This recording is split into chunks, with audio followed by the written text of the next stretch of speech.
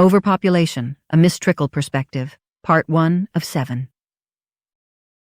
On the tiny Pacific island of Kiribati, residents find themselves battling against the unrelenting rise of the ocean.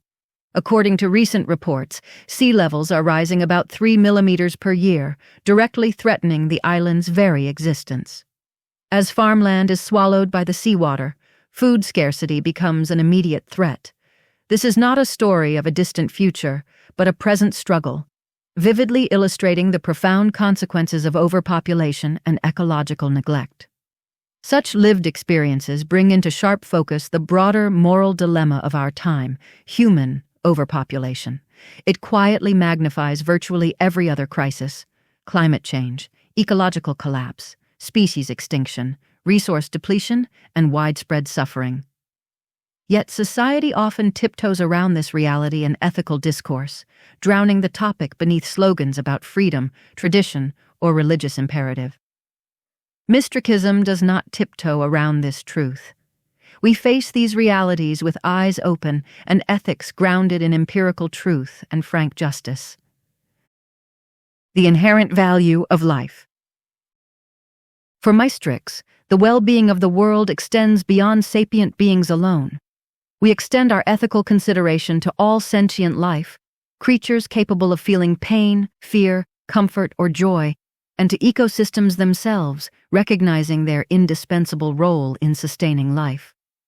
Our desire to protect all life and ecosystems isn't just about their utility or interdependence. It stems from recognizing their intrinsic value.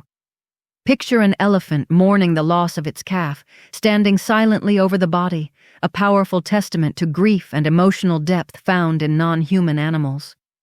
Or consider the joy of a dolphin as it leaps through the waves, exuding vitality and freedom.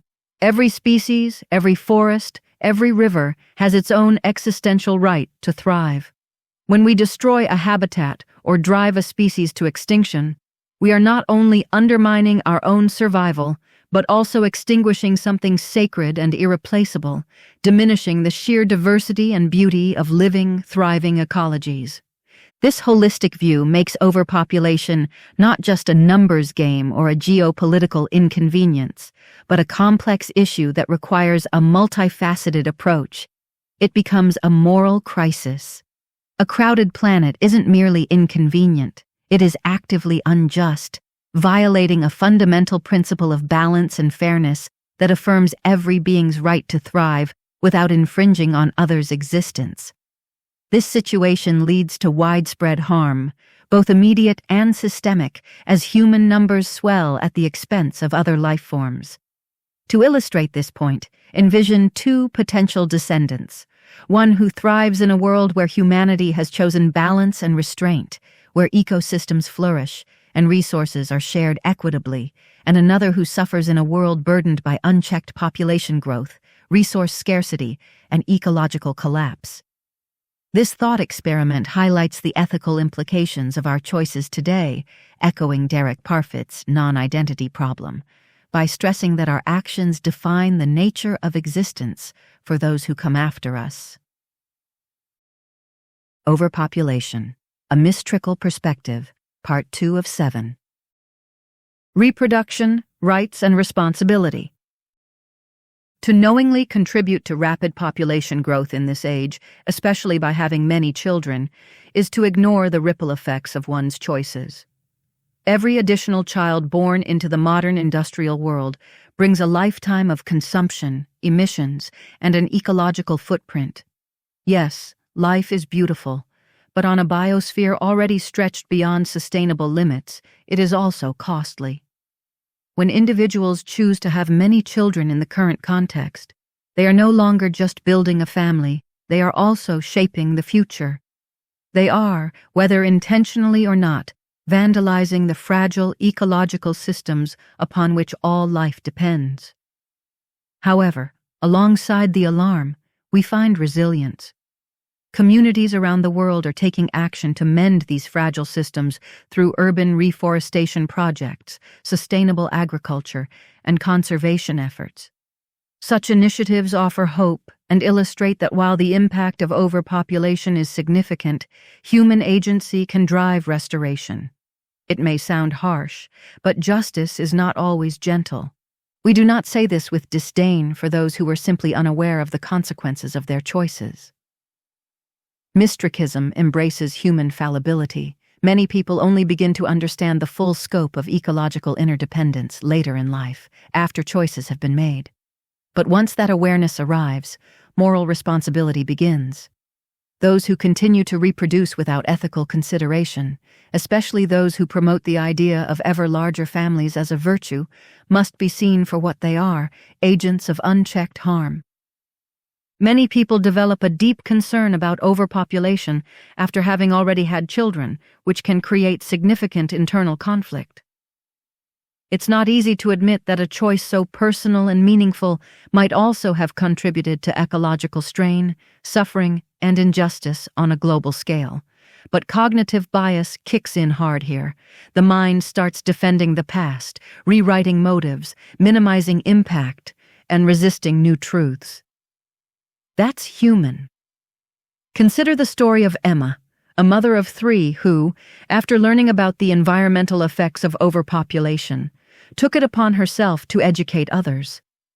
Initially, she struggled with guilt and denial, but eventually embraced change by becoming an advocate for sustainable living in her community. Her journey illustrates that such realizations, though they may come late, are opportunities for growth and moral courage. This marks a moment to pivot, highlighting adaptive learning, as Rayworth suggests, redesigning personal narratives around regeneration and positive change. Embracing this shift empowers individuals to reframe their past decisions as stepping stones towards a more ethical and sustainable future. Loving your children and being honest about population ethics are not mutually exclusive. It's possible to say, "I didn't know then, but I know now, and I want to be part of the solution." What matters most is what people do after the realization, choosing not to have more kids, supporting education and access to contraception, raising awareness, and modeling the kind of honesty the world desperately needs right now. This commitment can be extended by actively participating in campaigns for universal family planning and investing in girls' education, both of which are concrete steps toward building a sustainable future. You don't have to erase the past, but don't let it justify inaction either. Growth is uncomfortable, but it's the price of becoming truly ethical. Some will argue that having children is a human right, and it is. But rights are not moral absolutes. They are entitlements bounded by context and consequences. The right to have a campfire ends in a drought-stricken forest. The right to build ends where a fragile reef lies. Similarly, consider the right to free speech, which evolves and may be restricted under certain conditions, such as when it incites violence or harm to the public. Rights are not fixed, but adapt to the realities and risks society faces. The right to reproduce, too, must yield to reality when the cost of each new life includes further destruction of already collapsing ecosystems and the worsening of suffering for future generations. Furthermore, the impact of reproduction isn't confined to one's immediate family or even one's own lifetime. When we bring a child into the world, we set in motion a lineage that could persist for generations. Each new person carries not only their own burden on the planet, but also potentially that of their children and grandchildren. This suggests that when considering the limits of sensible reproduction, we must think beyond just our sons and daughters. We must account for the compounding burden that their children, and those after them, will place on the world. In short, ethical reproduction demands looking beyond our immediate descendants and weighing the future lives that each new birth may eventually give rise to. Overpopulation, a Mystrikal Perspective, Part 3 of 7. Rethinking Legacy and Parenthood. There are many reasons not to have children, or to have fewer than society's norms expect, and they go far beyond reducing an individual's carbon footprint. Choosing not to reproduce, or having a very small family, frees up time, energy, and resources that can be redirected to making the world better in the here and now. It opens the door to adoption, mentorship, community building, and direct action. Ways of nurturing that don't involve creating new life, but rather improving life that's already here. This choice aligns with the deep Mystrikal aim of prioritizing long-term well-being over short-term instinct or tradition. It resists the pull of blind evolutionary programming in favor of considered, principled restraint. For instance, consider Sarah and Alex, a couple who choose adoption and mentorship as their path of stewardship. They adopted 2 children from local foster care and have since been dedicating their time to nurturing them into responsible, conscious adults. Additionally, they mentor disadvantaged youth in their community, leading environmental projects and educational workshops. Such real-life transformations embody the potential of invested time and resources, showcasing a vibrant alternative to traditional family structures. The impact of this restraint is not just theoretical. It has tangible ecological benefits. Consider the endangered monarch butterfly, whose rapidly vanishing habitats could begin to recover if pressures from human expansion were reduced. This idea aligns with E.O. Wilson's half-Earth vision, which advocates dedicating half the planet to nature to allow biodiversity to thrive once more. By choosing smaller families, we contribute to this vital conservation movement, translating abstract stewardship into concrete ecological wins. Importantly, Mystrikism doesn't see voluntary childlessness or small families as a sacrifice. We view it as an act of generational justice, of cosmic humility, and ecological stewardship. It is a choice that says, my purpose is not merely to replicate myself, but to reduce harm, increase flourishing, and live in harmony with the finite systems that support us all. There is awe in such restraint. There is reverence in self-limitation, knowing that one's legacy is measured not by the number of one's offspring, but by the state of the world one leaves behind. To those who boast of having 4, 6, 8, or 10 children as some legacy or divine blessing, we pose a simple question. Legacy for whom? What will your multitude of descendants inherit when the oceans are acidic, the forests are razed, and the air choked with heat?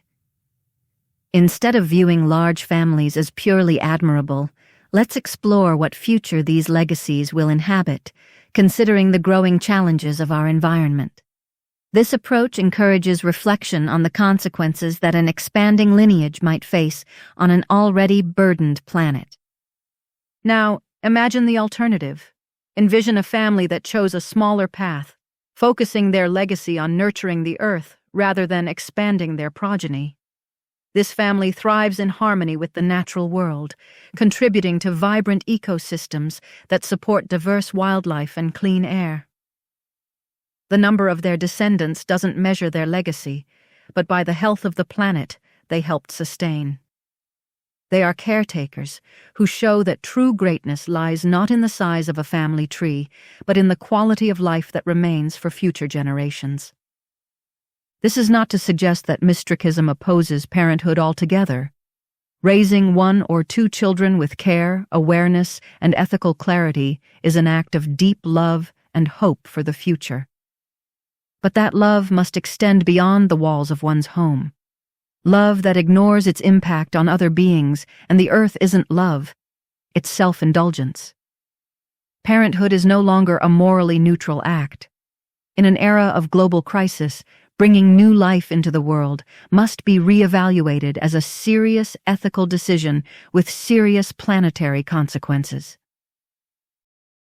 Overpopulation, a Mystrikal perspective. Part 4 of 7. Stewardship, education, and hope.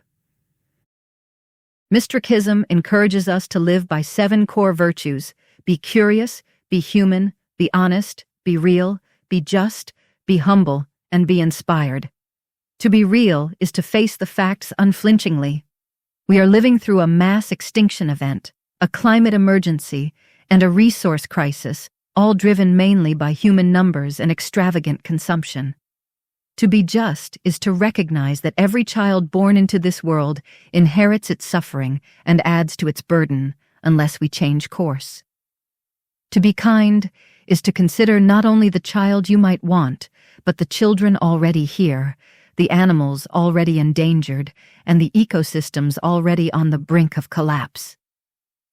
To translate these virtues into actionable commitments, Mystrikism proposes setting measurable behaviors, such as maintaining an average family size of 2 or fewer children, at most, and actively participating in initiatives that track and reduce per capita resource consumption. Our guiding mantra, 2 or fewer for a future, aims to turn this virtue into a social norm, encouraging discussions and actions rooted in sustainable living. By making these virtues tangible and trackable, individuals can align their lifestyles with these ethical standards more effectively. This approach echoes Singer's utilitarian perspective, which holds that concrete, observable goals empower moral action.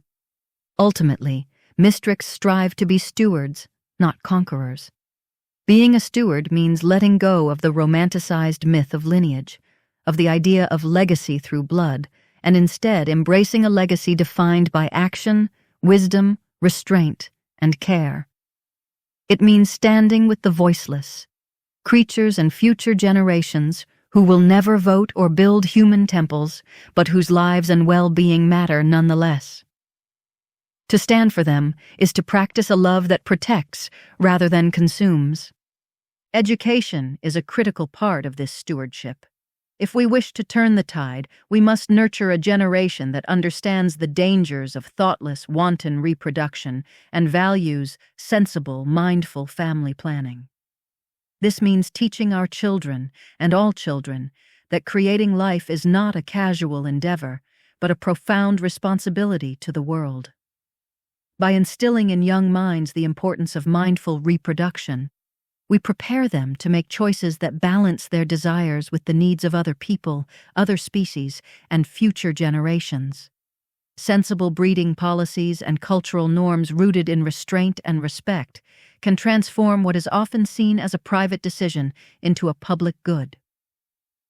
Consider the success of the Katy village in the heart of the Greenbelt, where the community embraced small family norms not as a sacrifice, but as a shared pride.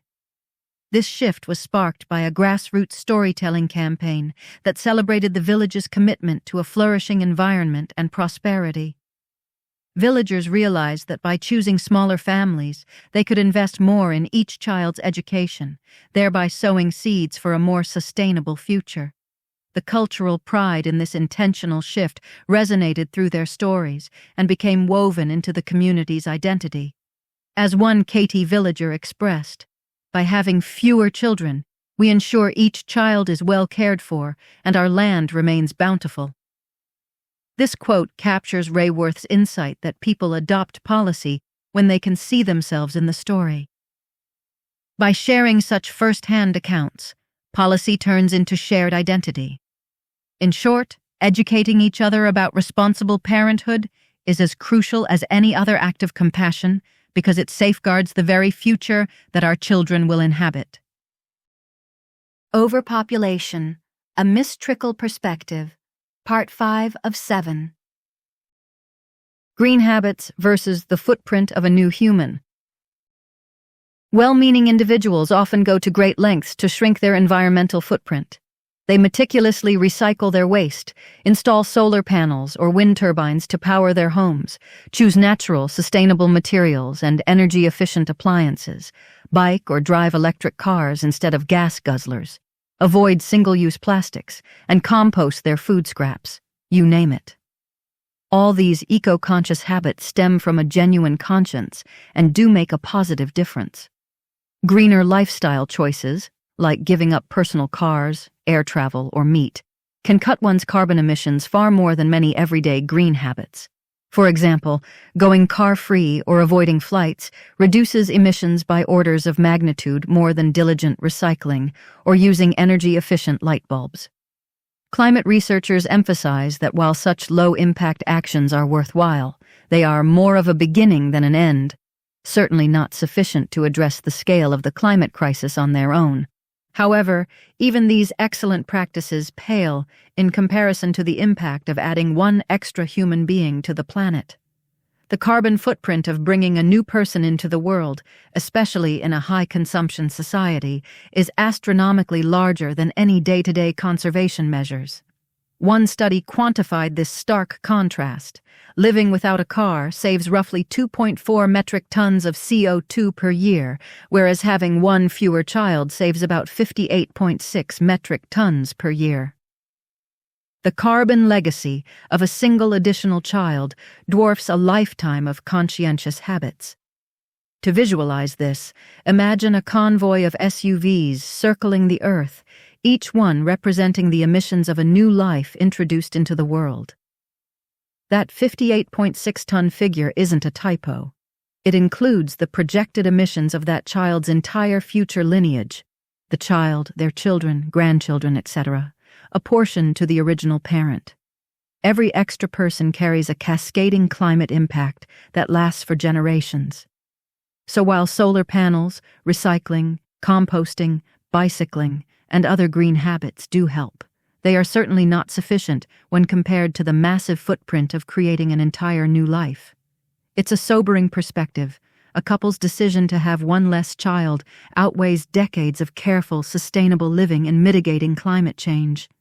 This isn't to discourage eco-friendly living, every bit helps, but to highlight a hugely inconvenient truth. Personal lifestyle tweaks, however virtuous, are tiny drops in the bucket next to the tidal wave of impact from population growth. Overpopulation, a Mystrikal perspective, Part 6 of 7. Perpetual growth and baby incentives. Why, then, do our leaders and institutions still encourage ever more people on this overcrowded planet? The short answer, they're hooked on perpetual economic growth at all costs. For decades, society has treated GDP growth as the holy grail of progress, an unquestioned good. Politicians, CEOs, and mainstream economists behave as if an economy that isn't endlessly expanding is on the verge of collapse. In election after election, the mantra is growth, growth, growth, with leaders promising to grow the economy and improve living standards by expanding everything in sight. Population growth is baked into this equation as a feature, not a bug. More people mean more consumers to buy products and more workers to drive industry, essentially an inherent ingredient of the growth model. A growing populace also ostensibly props up aging societies with more young taxpayers to support older people in the short term. But this is a devil's bargain. As one report put it, it's a pyramid scheme that merely kicks the can down the road at the expense of future generations. In the pursuit of an ever-expanding economy, environmental and human costs are often overlooked.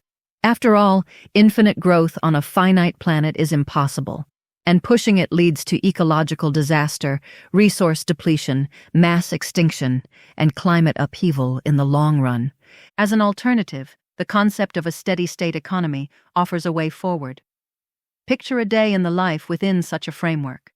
The morning starts with a walk to a local market, bustling with fresh produce cultivated sustainably without depleting resources. People engage in local trade, valuing quality over quantity, and afternoons are spent in community projects that enrich shared living environments. The evening sees communal gatherings, where entertainment and joy stem from shared experiences rather than consumer indulgence. This model promotes sustainable development without the relentless emphasis on expansion, focusing instead on ecological balance and equitable distribution. Such an approach challenges the GDP or bust mindset and provides a hopeful direction for policy that aligns growth with planetary limits and human well-being. Nevertheless, governments and businesses today remain addicted to growth. Corporate interests love an expanding population because it means more demand, more sales, and cheaper labor, an ever bigger market to exploit. Economists in pro-growth industries promote the enticing idea that more is better. More people consuming more goods, fueling more profits, at least until resources are depleted or economies collapse. In this Ponzi demography scheme, the profits of growth are privatized, flowing to investors and corporations. At the same time, the costs, including overcrowded cities, polluted air and water, stressed infrastructure, depleted ecosystems, are socialized onto the public.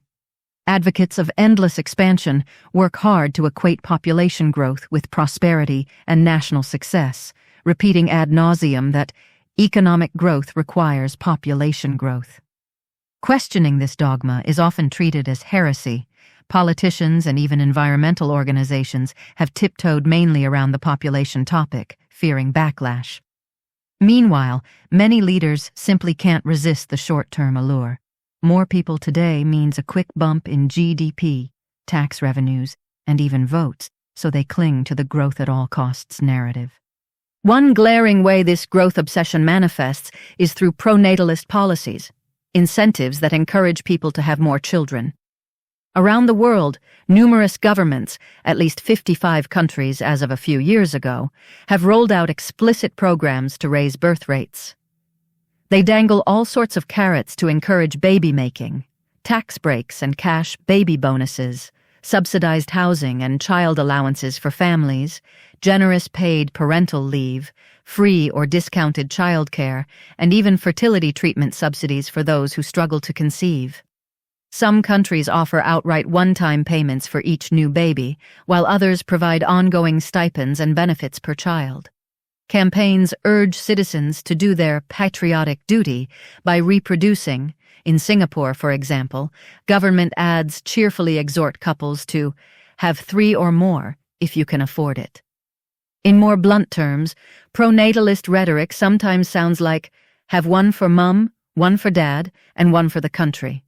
Even in the United States, which historically hasn't had overt baby bonus policies, influential voices are now calling for more babies.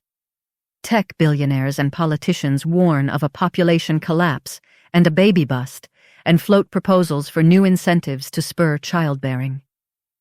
Across the board, the message is that more births lead to greater economic vitality, thereby propelling the labor force and consumer base. Yet, what will future generations think of these policies? Instead of simply following the call for more growth, perhaps we can ask ourselves, what kind of world are we truly creating for those who come after us? Can we imagine them questioning our choices, wondering why we prioritized short-term gains over long-term sustainability?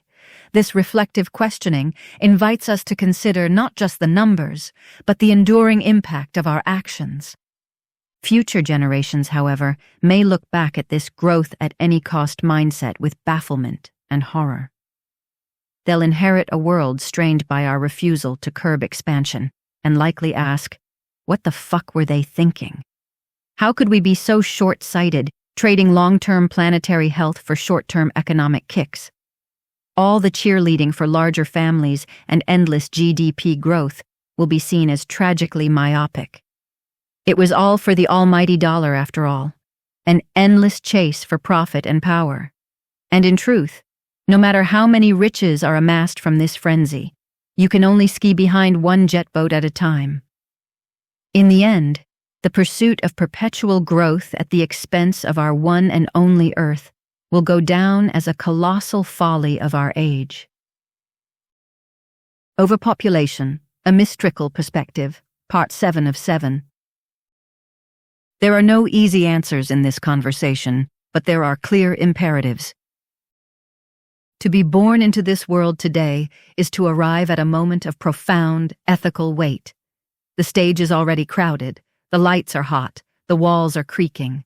And yet, each new arrival comes not only with promise but with consequence. In an age where collapse is no longer hypothetical, restraint is not asceticism, it is wisdom and justice in action. Therefore, I invite you to commit to educating one person today about the importance of mindful reproduction and ecological responsibility. By doing so, you can play an active role in creating a more sustainable future. Mystrikism does not fantasize about suffering. It doesn't romanticize austerity. But it refuses to ignore the mathematics of harm. Hope, real hope, is not denial wrapped in optimism. It is the fierce clarity that sees what is and still dares to act. It's not about giving up, it's about giving the planet and all who live upon it a chance. Imagine a world with only 100 million humans. That's not a utopian daydream. It's a counterfactual morality tale. A rewilded world, not empty of humans, but full of life. Not abandoned, but shared. Consider the successful rewilding efforts that have given hope to such visions, like the recovery of the Iberian lynx in Europe. This once endangered species has seen its numbers increase due to dedicated conservation efforts, illustrating how stepping back and allowing nature to reclaim its space can lead to remarkable results. Picture ancient forests that were never clear-cut. Ecosystems flourish not because of human management, but because we stepped back. Imagine being able to walk a continent and hear more birdsong than engines, to drink from rivers that don't need filtration, to share space with elephants, wolves, whales, and orchids without a sense of intrusion or guilt.